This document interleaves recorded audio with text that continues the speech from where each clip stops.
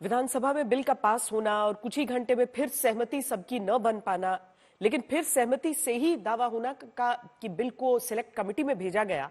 सियासत उत्तर प्रदेश में अभी बहुत बाकी है। इसी में सहयोगी भी किसान की राजनीति का हिस्सा हो चुके हैं। सहयोगी अपना दल की नेता और केंद्रीय मंत्री अनुप्रिया पटेल के बाद यूपी में सहयोगी निषाद पार्टी के प्रमुख और यूपी में मंत्री संजय निषाद ने भी सरकार के नुजूल बिल पर सवाल उठाया है।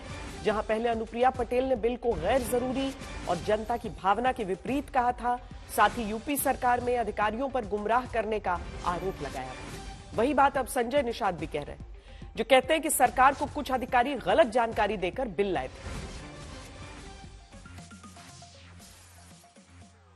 एक तरफ हमारी सरकार जिसके पास मकान नहीं है, जिसका आशियाना नहीं है, उसे बड़े लोगों से टैक्स लेकर हम देश में किसी भी तरीके से उन्हें मकान आवाज दे रहे हैं।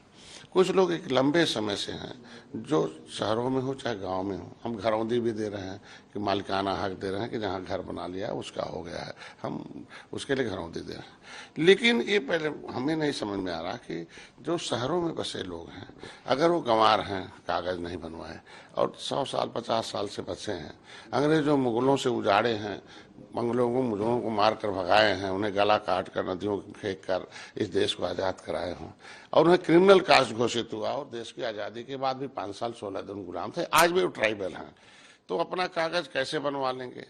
कैसे वो नदियों किनारे रहने वाले कहाँ से कागज लाएंगे जो शिक्षा से दूर हैं, कोसों दूर हैं? पहले तो देश आजादी के बाद एक और बात कही, खाली ट्राइबल या अनपढ़ लोगों के ना पढ़े लिखे लोगों के लिए नहीं, बल्कि इसमें यह है कि जिन्होंने अपनी प्रॉपर्टी के कुछ किस्तें जमा भी कर दी फ्री होल्ड कराने के लिए, वो भी वापस करें। तो कहीं ना कहीं ये मैं इसीलिए सहमत नहीं हुआ अपना विधान परिषद, और इस पर सरकार को विचार करना चाहिए। कुछ अधिकारी ऐसे, मैंने पहले भी बता दिया, कि वो ऐसा घुमा रहे हैं कि वोट नाराज हो रहा है। 2027 चुनाव है, 2029 चुनाव है, हम किसी को उजाड़ेंगे तो क्या हमें निषाद पार्टी एनडीए को छोड़ेगा थोड़ी? वो भी वोट काहे को देगा? सीधा सवाल है।